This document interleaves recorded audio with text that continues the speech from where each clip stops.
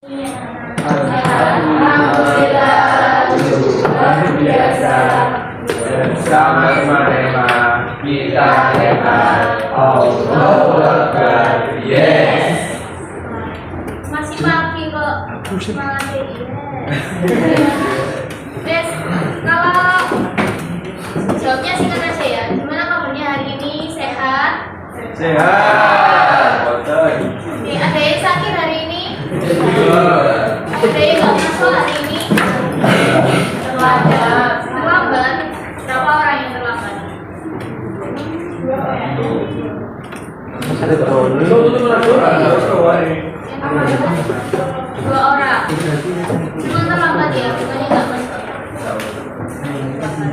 Oke, nah hari ini kita kumpul lagi sama kimia nomor 3. Hari ini kita akan melakukan suatu pembelajaran kelompok ya sama seperti kemarin. Bedanya di sini materinya atau sumbernya berbeda. Kalau kemarin kita sudah belajar tentang apa saja kemarin? Konsep mol. Terus selain konsep mol, apa yang sudah kita pelajari? Berdasar reaksi pembatas. Sekarang coba dilihat pada gambar di atas itu ada gambar apa? Api. Nah, kira-kira kembang api itu tahu nggak reaksinya seperti apa? Kembang api kan memang ada yang kayak gini yang buat anak kecil, ada yang meletus di udara kan ya. Nah, kita ambil contoh kembang api yang nggak pakai tangan, ya yang buat anak kecil. Nah, kalau pada kembang api ini terjadi reaksi antara batang karbon yang ada di kembang api itu dengan udara. Reaksinya termasuk salah satu reaksi kebakaran. Namun kebakarannya ini singkat dan sedikit, tidak seperti kebakaran kita bakar sampah atau sesuatu itu kan kelihatan jelas apinya ya. Nah, di sini apinya berupa ya kembang-kembang api yang sedikit, yang kecil-kecil. Nah, di sini kan ada reaksi antara batang karbon, jadi di sini nanti ada senyawa-senyawa kimianya dengan udara. Kalau misalnya nggak ada udara, pasti dia tidak akan nyala. Nah, ketika ada dua reaksi antara batang kembang api sama udara, akan terjadi suatu saat di mana salah satu dari dua senyawa ini akan habis. Nah, kira-kira kalau misalnya kembang api ya dari sumber dinyalakan, kemudian sampai akhir, sampai batangannya ini habis, apa yang akan terjadi? Dia masih mati atau dia masih hidup atau sudah mati? Mati. Kalau misalnya dia mati, berarti reaksi yang habis duluan itu antara batangan kembang api lebih habis dulu atau udara yang lebih habis terlebih dahulu? Api. Atau kembang api, tapi udaranya kan tetap ada. Itulah yang disebut dengan penggunaan osma. Jadi mungkin ada yang punya emak, punya sakit lambung, punya emak. Kalau biasanya yang punya emak itu kan kalau harus dijaga pola makannya, telat makan, ya. Kalau makan nggak boleh terlalu pedas, gitu ya. Nah, kenapa? Karena di dalam lambung kita kan mengandung asam klorida. Kalau misalnya kita makan terlalu pedas atau telat makan atau makannya nggak teratur atau stres, itu dapat menyebabkan kadar asam lambung kita naik, makanya kita bisa sakit. Nah, untuk menetralkan si kelebihan asam lambung, maka digunakan suatu senyawa yang mengandung basa. Salah satunya adalah magnesium hidroksida. Salah satunya adalah magnesium hidroksida. Nah, ini nanti silakan kalian baca. Di situ juga ada kesamaan reaksinya. Terus kalian rumuskan masalah apa yang muncul di artikel yang sudah disediakan. Jadi nanti dibaca dahulu, baru nanti pertanyaan-pertanyaan yang muncul di benak kalian silakan ditulis di rumusan masalah yang sudah disediakan. Sama kayak kemarin, rumusan masalahnya berupa pertanyaan. Mana, apa, atau mengapa, gitu ya.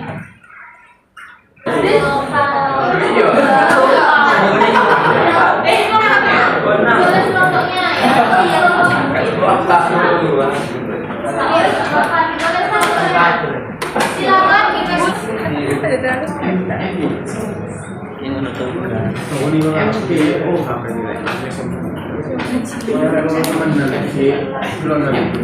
Ini lagi tuh kalau hari ya. Aku ya kayak. Kayaknya ini lagi lempet-lempet nih. Yang bereaksi tapi cuma sesaat untuk konfirmasi reaksinya lama tapi tahan lama. Itu karena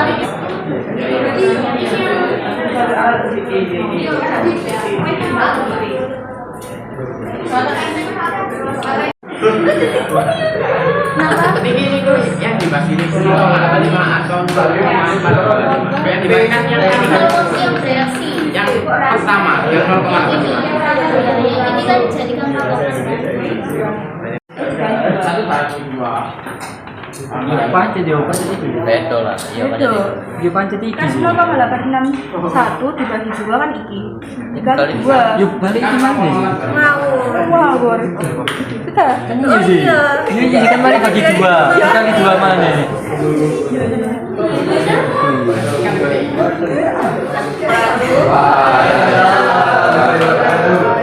Kami dari kelompok 1 akan mempresentasikan hasil diskusi kami tentang LKPD bereaksi terbatas.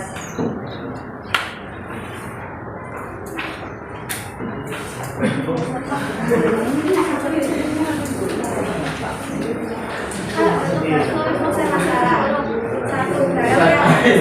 apa terlebih dahulu atau menjadi reaksi pembatas dalam reaksi tersebut. Hipotesis memecah masalah. Berdasarkan masalah yang kalian rumuskan, buatlah hipotesis berupa pemecahan masalah yang bisa kalian tawarkan. Untuk menentukan senyawa apa yang menjadi reaksi pembatas harus menggunakan proses terlebih dahulu.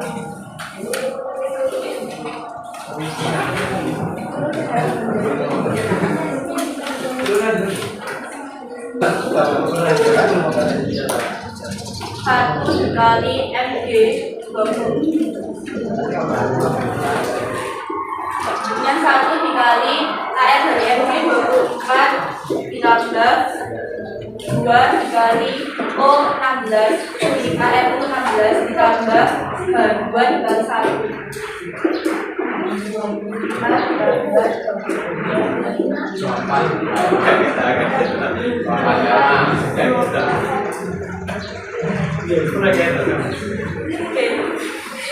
Yang 18 untuk yang MM MGU 2. Lanjut yang MR CL2 MR dari HCl.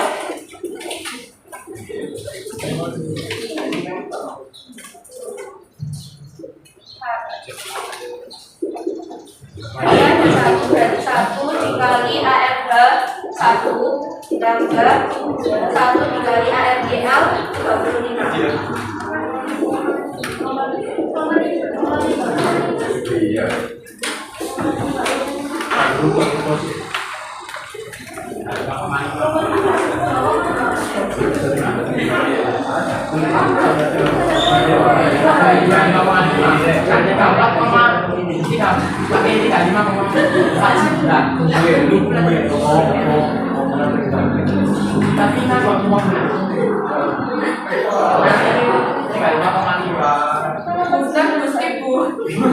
Mula-mula ini bisa kita simpan M. M itu adalah skala dari reaksi, sedangkan S itu adalah sisa. Untuk mula-mula reaksi kita masukkan awalnya kan 0,5. Yang kita masukkan molnya ya, bukan yang ini tadi. Yang ini cuma menentukan pembatasnya. Kita masukkan 0,5, HCl-nya 0,4849. Karena HCl ini menjadi pembatas, berarti dia justru di reaksi, berarti dia tidak bersisa karena dia habis. Itu 0. Kalau dia habis, berarti yang bereaksi kita sebenarnya 0,849. Nah, kalau misalnya bereaksi untuk reaktan, itu lama-kelamaan reaktannya semakin bertambah atau semakin berkurang? Reaktannya semakin bertambah kalau misalnya mereka bereaksi berkurang, tapi malah produknya yang bertambah. Makanya ngitungnya nanti untuk yang reaktan nanti dikurangi, ini dikurangi, Untuk yang produk nanti hitungnya. Untuk mula-mula produk itu selalu nol karena produk belum terbentuk. Ketika mereka mula-mula kan berarti belum bereaksi, berarti produknya belum terbentuk, itu nol. Nah, setelah kita bisa menentukan yang pembatasnya ini adalah HCl sebesar 0,849 yang bereaksi, kita bisa mencari mol-mol NiOH2, NaCl2, H2O melalui perhubungan koefisien. Melalui rumus yang sudah ada di KPB, itu apa rumusnya? Koefisien yang dicari, yang molnya kita cari per koefisien yang molnya sudah ditambui, terus dikalikan mol yang ditambui. Di sini untuk mencari mol NiOH2 ini yang bereaksi, berarti kan ini yang dicari NiOH, koefisiennya berapa NiOH? Per koefisien yang diketahui berarti 2. Dikali mol yang sudah diketahui 0,849, ketemu 0,424. Setelah itu kita tulis 0,4, karena yang kurang itu nggak dikurangi aja, dikurangi 0,4. Begitu juga caranya sama NaCl2. Berarti kan yang dicari NaCl2 1 per 2 dikali 0,849, hasilnya sama. Jangan untuk H2O, berarti yang dicari 2 koefisiennya per 2 dikali 0,849. Ketemu tetap 0,849. Dari sini kita sudah menemukan, oh ternyata ketika mereka bereaksi yang sisa itu adalah NiOH sebanyak 0,075 mol dan terbentuk NaCl2 garamnya itu 0,424 mol. Nah, biasanya yang ditanyakan di soal umumnya itu berapa massa garam yang dihasilkan. Ini kamu bisa cari dari mol, kamu bisa cari volume. Dari mol kamu bisa cari jumlah kaki. Jiwa semua. Dari sini ada yang mau ditanyakan? Nanti reaksi pembatas itu apa? Reaktan yang habis terlebih dahulu ketika bereaksi. Nah, untuk reaksi pembatas ini kan seharusnya ada gas mandiri ya, bukan tugas ya, soal evaluasi untuk mengecek apakah kalian sudah paham atau tidak tentang reaksi pembatas. Nanti soal evaluasinya saya kirim kembali ke sama kayak kemarin. Dan sekarang diisi ya, kita dulu soal dari soal silakan diisi. Nanti kalau misalnya reaksi pembatas masuk ke BAT ya kalian tidak. Kalau nggak ada yang mau ditanyakan, ada yang mau ditanyakan? Oke, kalau nggak ada yang mau mata kuliahkan, nanti saya kirim juga refleksi diri. Jadi refleksi diri itu kalian nilai, kalian itu sudah belajar apa sejauh ini, gimana belajarnya kalian bisa ikutin pembelajaran yang baik atau enggak. Refleksi diri. Oke, kalau nggak ada yang mau ditanyakan, kita cukupkan sampai di sini pertemuan kita hari ini. Tetap semangat. Semoga hatinya sukses.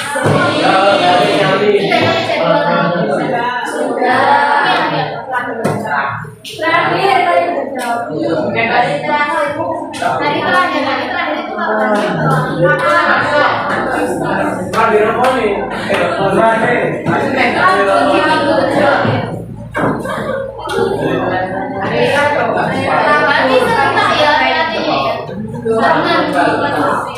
kelas 1, 2, 3, 4, 5 berarti sama-sama di hari terakhir ini. Oke, tetap semangat. Nanti kalau misalnya dengan topik belajar materinya atau pemahaman saya di ruang dimulainya.